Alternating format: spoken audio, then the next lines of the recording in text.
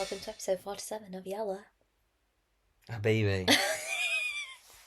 So I'll try it the other way around this episode. Yeah, I was just checking it was episode 47, that's why I paused there. But it is, yes. Do you know, fun fact?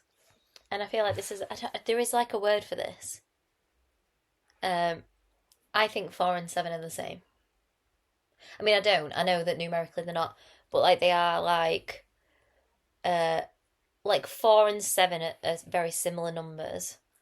Obviously 6 and 9 are similar numbers because they look similar but upside down. Why are they similar? I don't know. Just the shape. Which actually, apparently, I think that's one of the questions that they asked, which I'd failed. What's the opposite of fail? Opposite of fail, Yeah. Succeed. Okay, then I'd succeed. Apparently, if you go through autism assessment, they will ask you, what do 4 and 7 have in common? Have I told you this before? No.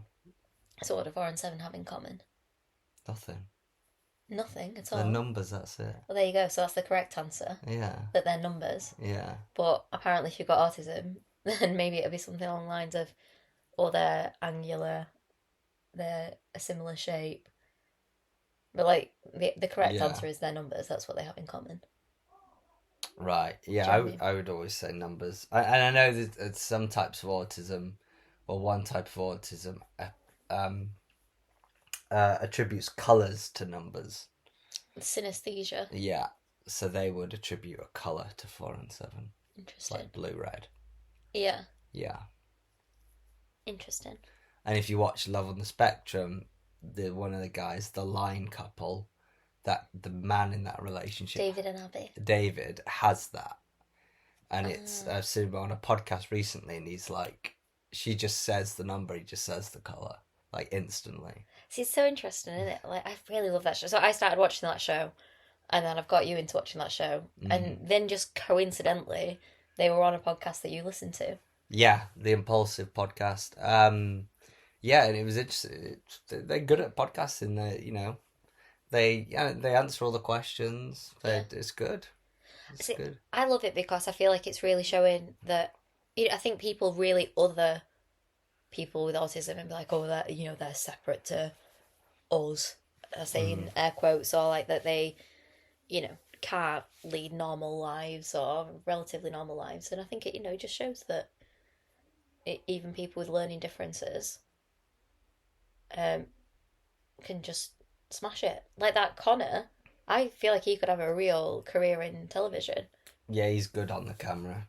Yeah, but I mean, I think he's good with like, thinking about, like he'll say, right, cut that out, or like, Yeah. I think I just like it because I think it shows people's abilities rather than their disabilities. Yeah, and the reason why I never got into it was because a long time ago there was a show that came out called The Undateables.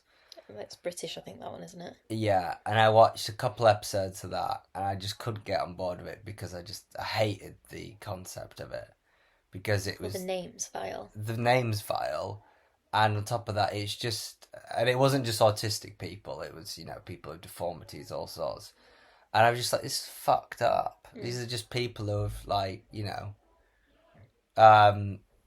got a disability or whatever of some sorts, and they've just put them in a bracket if they're undateable, and they put them together, and just everyone laughs at it. And it was shot in more of a comedic way to bring out the comedy of the whole situation. Oh, that's sad. And I was like, and it was so popular, the show, and I was like, this is fucking sick. So when I heard about Love on the Spectrum, and it's now in its 3rd season, I always ignored when people mention it, because I was like, that's fucked up. Yeah. But you talked me around saying, no, it's not like that. And, I have watched some of the episodes of season 3, and I think it does direct it in a much more positive way, where it's empowering people with autism to, have a good life. It's just showing them as people rather than trying to make fun of their disabilities. Yeah. And like it's showing like individualism, isn't it? It's like a diagnosis of autism doesn't mean that you are X or Y or Z. Like, you're still you. Like these individuals, like they're all so different, just like anyone without autism. Like, I think what I love about it is that it's almost normalizing difference, which I think is great. And also, I find it quite inspirational. I think we can learn a lot from people with autism. Like, I think you've noticed how just direct they seem to be, particularly on this show. You know, like they'll tell each other straight if they, you know what, no, I just want to be friends. Like, there's no, or maybe I'll call you, or like there's no pretense. Like, you know, people will just say how they feel in the moment. They'll be honest. You know, like one woman asked if she got something on her teeth, and the guy told her throughout the night when she did. Whereas I feel like people without autism, they're like, oh, they've asked me to say it, but I'm not going to say it because like X, Y, Z, whatever. Like, just, you know, there's a lot more honesty, a lot more authenticity, I would say. Yeah, I really like the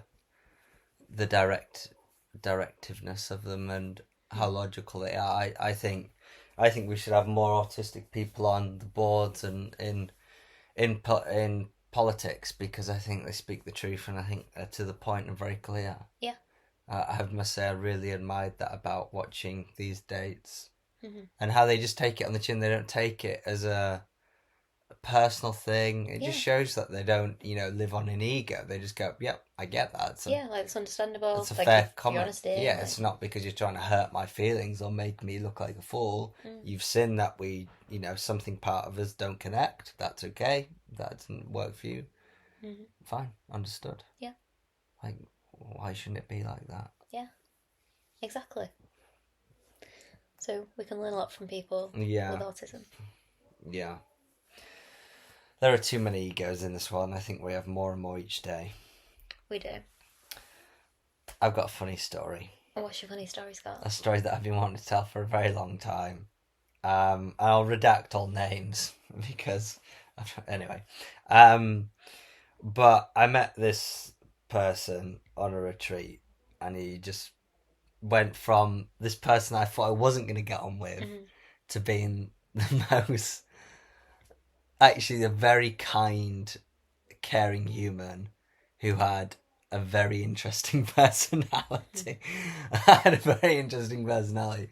But moving on to his stories, so it's quite funny because he hated his job, and he has for a long time.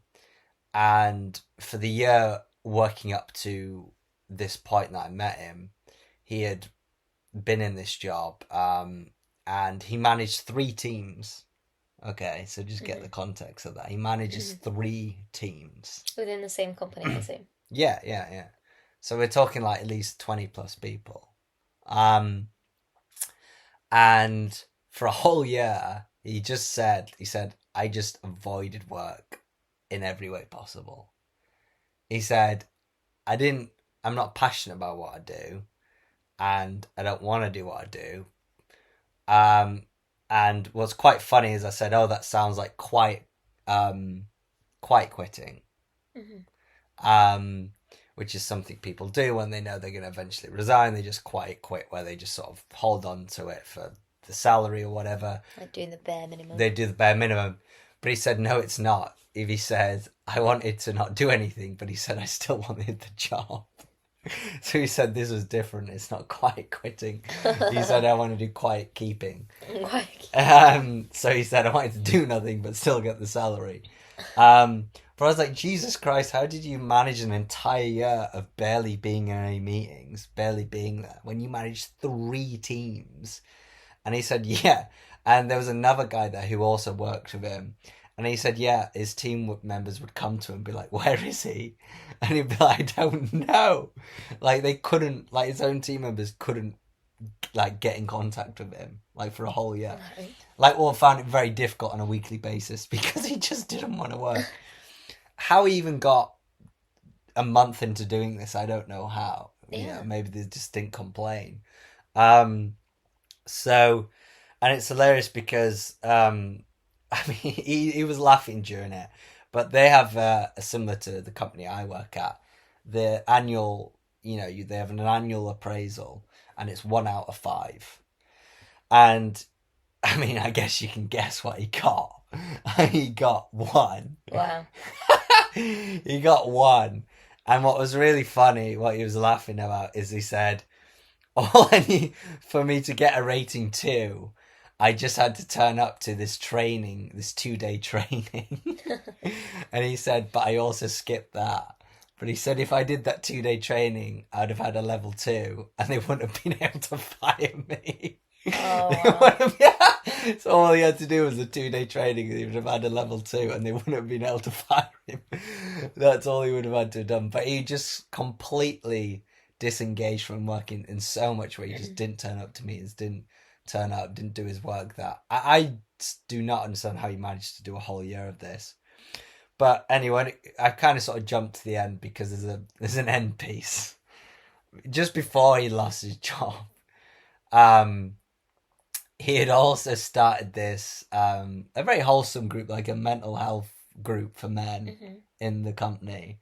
And he had started this group and he got a load of people and some outside organisation involved.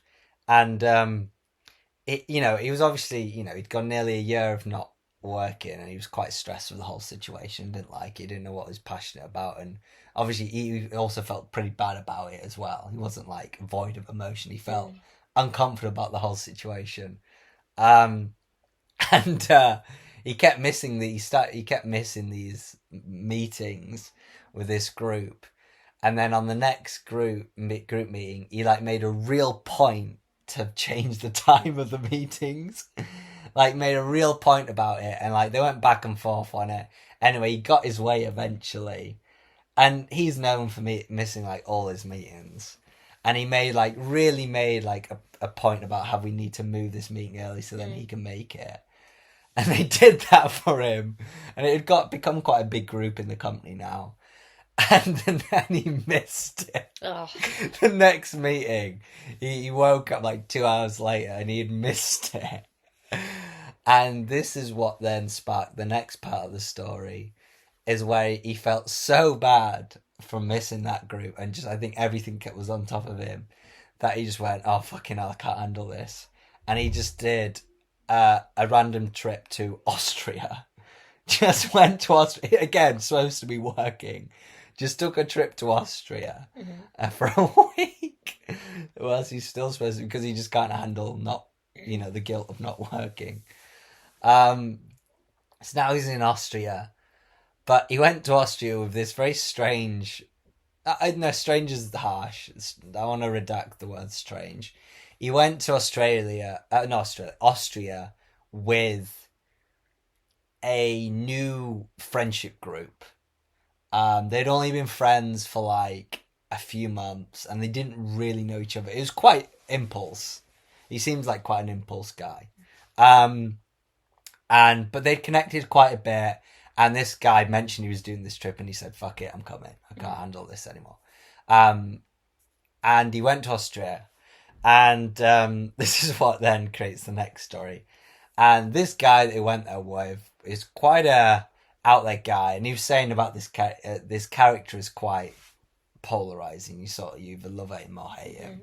He said he's not a mean guy. He's a lot of energy, and he's a real kooky creative. He's an artist, and if you've ever met a real hardcore creative, especially like an artist, they can be a bit weird. Yeah, totally. They can be a bit, with respect. I know that weird is what makes them, but if you're not used to them, it can be a bizarre experience. Yeah. I've met some real hardcore creatives, and I've had some strange conversations. And he was just quite out there.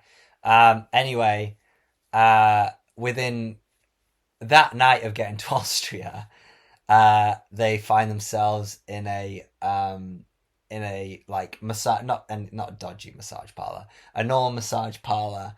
And they were in the sauna together after. It was like him and a couple of girls, and someone had acid. Oh my god. So they went, fuck it. He was like, yeah, I need this. I need to release right now. So they all take a bunch of acid. In the sauna? Yeah, in the sauna. They're still in the massage. I think I feel like I was I mean, not that yeah. This isn't me being facetious. I've never had acid. No. But I can't imagine that it would be a fun thing to have in a sauna. It'd be yeah, it'd be different. So they take acid while still having the spa day. Like, they're just having a spa day and they're on acid. And they're getting massaged on acid. They're there in this sauna in acid, and he's got videos of it. It's quite funny. And the guy says, "Oh, my friend's having a party right now. Should we go over?" Now, what's quite interesting about this friend is a politician. So this politician has other politicians in this party. It's like a sit down, quite a sensible party. There are drugs going on, but it's quite a sensible party, you know. Very middle class. Yeah, it is just like they sat around the table, you know, there's like cocaine and champagne. Cocaine, exactly that. When I saw the videos, it was just cocaine and champagne, yeah. But it was, again, quite sensible. It was just they sat around the table having food and just, you know, yeah, anyway.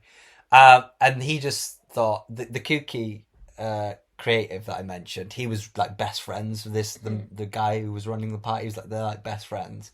And he said, they again, they're on acid making this plan, said, we should go there naked and we should be like monkeys and we should come in.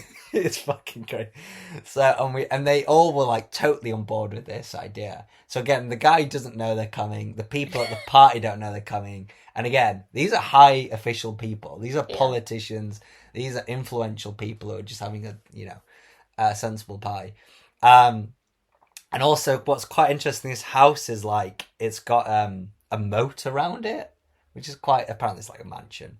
I want a moat, well, you know this, not a moat, but it's a lazy river. Yeah, have a lazy river. That would be really cool, have a lazy river.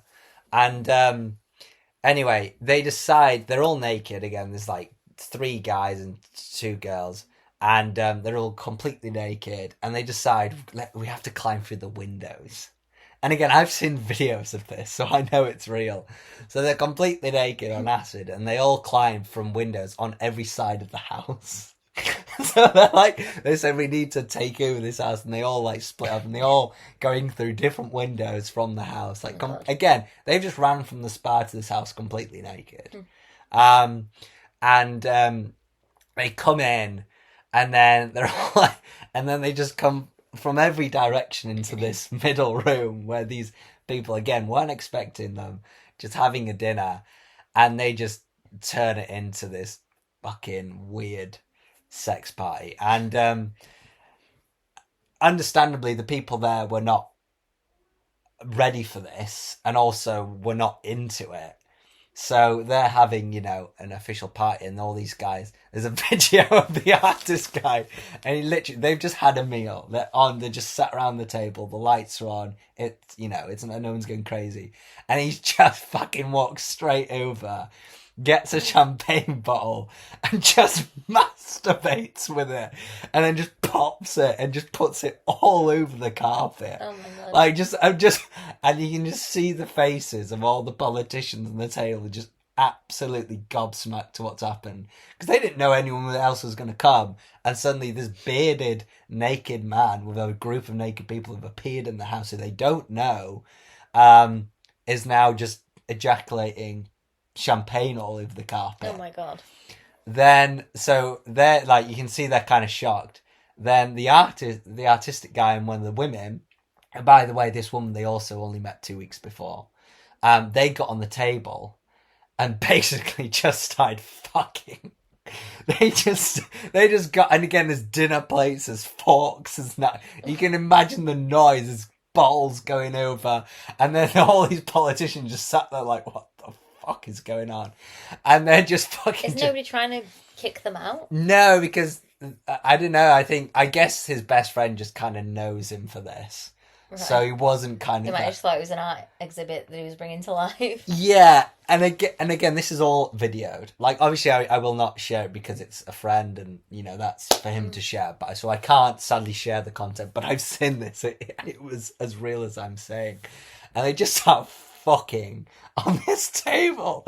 And obviously, this is at the point where some of the guests start complaining.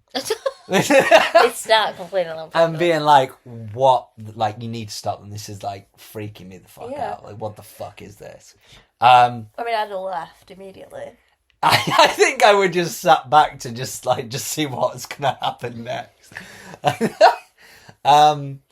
They just start basically doing this like interpretive dance, and on the table where they're just completely naked and they just start like wrestling on the table and stuff. Shit's going everywhere. And then his friend does get quite annoyed. And then the next video is him like consoling his friend. And he like switches from this like crazed guy to just this really nice, compassionate guy. And he's just sat there in a really meaningful conversation with his friend. And the guy I was chatting to about him said he is actually like a very nice guy. He's a bit out there, but he said he is a very nice guy. And anyway, he managed to talk the host around to just accepting them being them. And then there's about 20 minutes of other videos of them just shagging all over the house. And there's another story arc to it as well. That this is what I found quite interesting. So, and I also don't know if I don't think it was set up, but the guy who I was speaking to about it was told to film the whole thing. Right.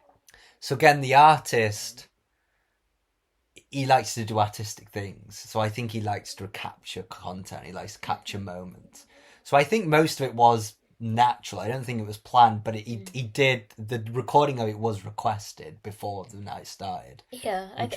So it's like to document the art happening.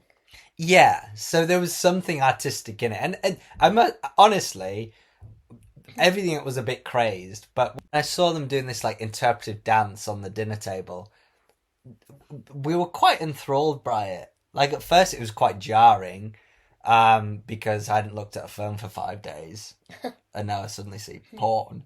But everyone else commented that was watching the video went, there's something about them. They're really connected. Again, they had only known each other 2 weeks briefly. Yeah. And they would just, the way they moved, like it wasn't planned. They were just like moving and like, they were just feeling each other's body. Like they were moving against each other's naked. Like it wasn't all sex. And they were just like putting each other in positions, like as if it was an art exhibit. But it was like, it was so slick. And it was like, it was as if they had rehearsed it. But they couldn't have, because it was just so many different positions and they're on acid. But it was like, there was, as crazy as the story is, there was a moment where I was like, there's something quite beautiful about that. Like we could see a real beautiful connection. So I guess for me that was the artistic bit. That's the artistic bit I grabbed out of it. He started shoving caviar on her. Oh my god. He shoved, I don't know how explicit, maybe I'll put this podcast as explicit. I think you should. But caviar went in places you wouldn't want it. Oh god. Like just got an entire, like think how expensive caviar is. He just went and got a pot from the fridge and just scooped a shit ton of caviar and just started fucking using it as paint on each other's bodies. That's so gross. But I'll leave it the final story out because it's quite interesting. There was another story out going on at this whole time, is that the artistic guy fancied someone who was at the party and wanted to be with her. Right. But she had so he thought, I'm going to show up naked. Well, this is where it gets a bit strange. But she had rejected him in a mature way. And there's a video where he's now having sex with this other woman in a different room now. And I wouldn't have known this unless the guy that I was who was showing me the content explained this to me. But he was explaining, he said, you see how he's moved. I don't know. Okay. She was in doggy position, right? Right. And he's showing her. But he was like pulling her backwards. Like moving backwards. He paused. He went, do you know why he's pulling her backwards? I go, no. He said, so he was so obsessed with this other woman. She was in the other room. And as he was having sex with her, he was thinking about her. And he was going closer to the room to where she was. So then he could just see her. Like, it was a strange... But, yeah, it's just a pretty wild story. And then he went back home and he got fired. Unsurprisingly. So, I've just been wanting to share this story for quite a while. I just think it's such a... I think when you see the video content as well, it really brings it to life. Yeah, it was just such a wild story full of events and so many story arcs. It's crazy. Well, thank you for sharing that story, Scott. What do you think of that? I'll be honest, a bit uncomfortable. Oh. But yeah, it's just a strange story, isn't it? With lots of strange happenings. Don't really have a lot to say about it. Oh no, I've stunned you. See, I was hoping to go back and forth and it'd be comedic, but maybe not. Well, I mean, it's somewhat comedic. Just quite a shocking story. But, well, one comment I do have is, because, you know, you accidentally said Australia instead of Austria. Yes. Apparently in Austria... Well, yeah. What? No, I know what you're going to say. You do, don't you? What am I going to say? Well, say it for the listeners. Okay, for the listeners, I think it's Vienna Airport. Mm. Well, there's an airport in Austria that has a counter for people who thought they were going to Australia. Yeah. And ended up in Austria. They do, which is... You're just a dingbat if you've done that, but... yeah. But, Yeah, no, it's interesting. So, yeah, interesting story. Interesting happenings. Did this... So the person who you know, did he get another job? No, he doesn't have a job at the moment. I mean, he might now, but he didn't a month ago. Fair enough. Yeah. But unrelated to those antics, it's just kind of because he was... Oh, he didn't. Well, he literally didn't. I suppose those antics were when he was supposed to be working. Yeah, he literally just didn't. He managed 3 teams and he just never responded to them for a year. Yeah.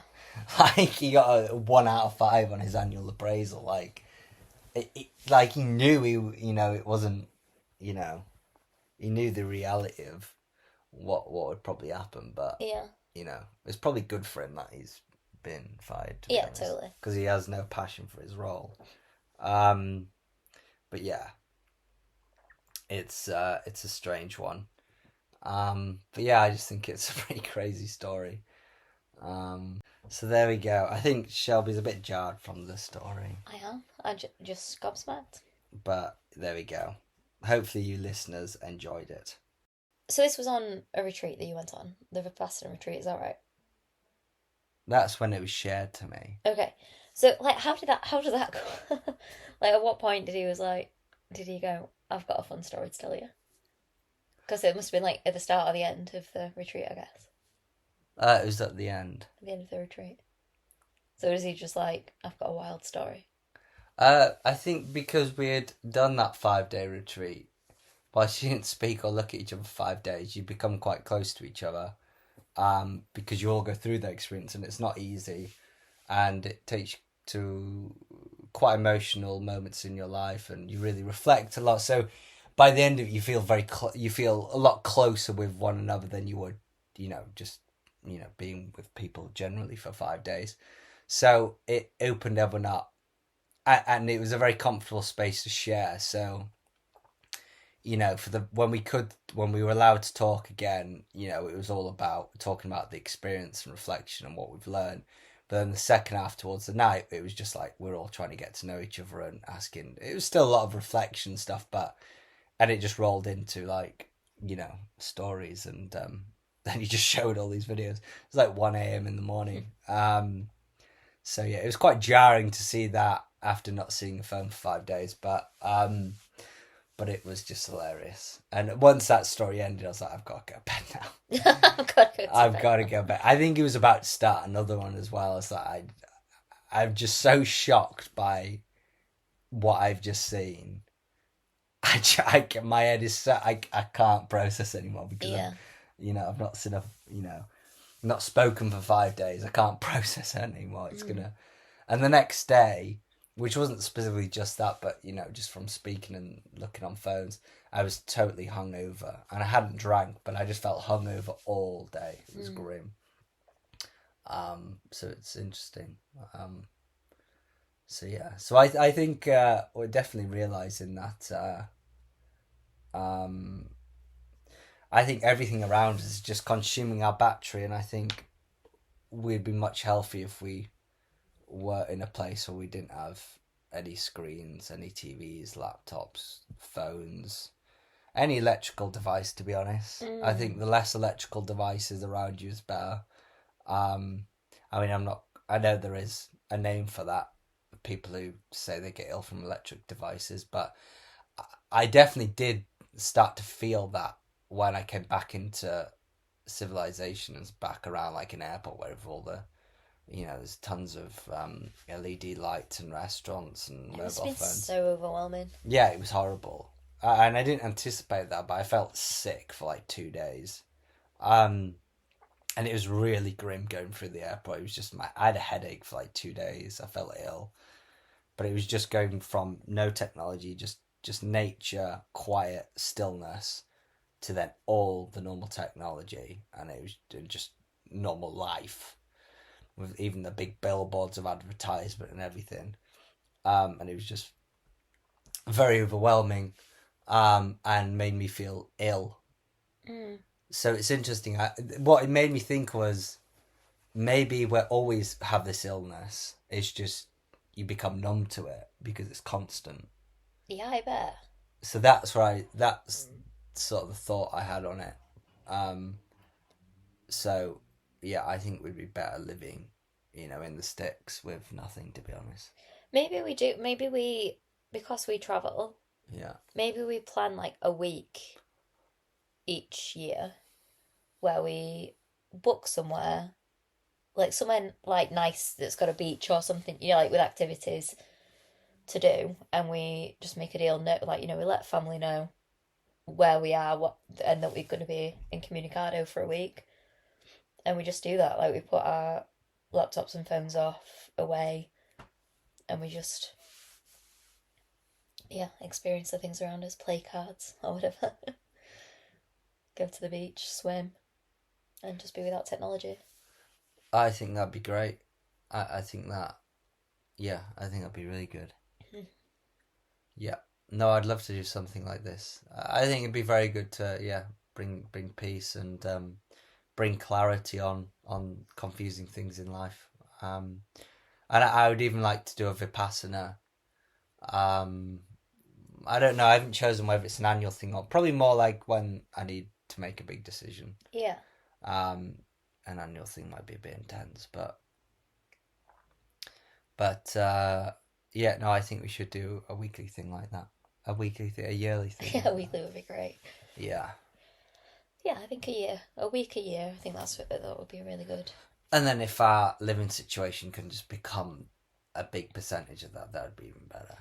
Yeah, that would be great. We could have like a specific room where technology exists for work and stuff if necessary. Yeah. And just be unplugged, I mean, the utopia is being in a plot of land that has at least, I don't know, a big distance between the next block of houses. Yeah. And then the town is just, a 5-minute drive or whatever. And then we're close to a city as well. But having that space can really help, because then you have a lot more control, because then the only things that you're going to be affected by is what's in your house. Because when you come out, you have just land. Yeah. You don't have what everyone else has put up. So I think I like that situation, because we'd be able to control it and decrease a lot of the shit. Yes. So yeah, I think that'd be very good for our health. Totally. It would feel great. It would feel great. It would feel great.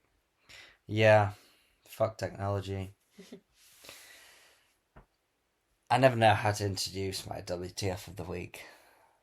Well, let's see if the jingle starts, and then see that. You may have just even heard the jingle. You just heard the jingle. What the fuck? That's it. There we go. Every week the world gets a little weirder. Let's talk about the strangest thing that went down this week. So, a guy bought back his car that was stolen. Oh. For £20,000. Oh my god. By accident. So his car was stolen from Solihull. Fuck knows what that is. Near Birmingham. Birmingham. Yeah, a Honda Civic was stolen, and he was going through the normal process with the police report and trying to get it back, but he was just so upset with not having his car, and he was just annoyed with how slow the process was, that he was like, fuck this, I'm just buying the same car, because I can't be asked for this process anymore. and he happened to find the car that had all the same specs that he had the same exhaust that he added on, had the same, all the lighting and everything that he'd added. He went, oh my God, this is like a dream come true. Spent £20,000 on it, and then got in there, and then realised, they hadn't even taken out some of the snack wrappers. So, when he went in, he realised, oh, that's some snacks that I like. Oh, that's the same, apparently even the same beer smell from a past spill. It sounds a bit slacky, if I'm being honest. A what? It sounds a bit dumb. Well, maybe. Apparently, the most hilarious thing is the sat-nav history included his personal address. Well. So, I mean, surely you'd wanted to go and... If you just went and looked at it and then went in and you'd be able to, It is quite dumb when you think about it. Did not have the same license plate as well? Was that not a big No, glitch? the license plate was actually different. Okay. The license plate was different. That was the only different thing about it. That's wild. Like, surely... So, right, sorry. You finished the story. That's it. Okay, yeah. Right. So when he went to collect it, presumably he didn't pay for it in advance, because it's not how these things work. But would he have not seen it and been like, where did you get this car from? Because my car was stolen, this is my car. Yeah, right. Like this... Oh, that's coincidence. It smells like my car. Oh what a coincidence. They must have been to my house recently. I know, right? Like, he could have just done one recce of it, go, check it out, realise it's your car, don't sell that. I'd be like, okay, thanks, I'll be in touch, and then just send the police straight there. Yeah. But, he must... I don't know whether he looked at it before. I'm guessing he was just so hyped about getting the same car back. I'm guessing he probably wired them a deposit, went and looked at it, just spent 5 minutes, went, fucking yes. Yeah. Maybe drove it round and didn't fully inspect it, and then went, yeah, tick, tick, tick, here's the rest of the money. And then the following days he started to realise. Silly man. You'd feel like would you not? Like, it's at the right distance for my legs. Yeah. It's in the exact position that I want at the mirror. I don't need to adjust it. Yeah. Like, what? Yeah, it's like it even had his belongings still in it. Like, he found some of his belongings, in the boot. Oh, that's lucky. My gym bag was stolen. There's a gym bag in here with all my same old brand of clothes. And it even smells like me. So, I'm sure he was not happy with himself by the end of it. Because they haven't, They basically just, big win for the thief. Mm. They've done, job done. And it doesn't say in the article that they got arrested, so it sounds like they got away with it. Well... Which is shit. That's, ridiculous. Yeah. That is a WTF. WTF of the week. Well done.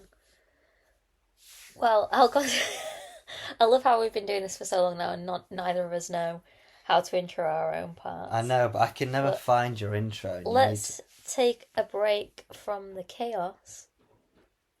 And here's a positive news story from this week. You did that completely. It's right there, and you've just done it completely wrong. I did it exactly right.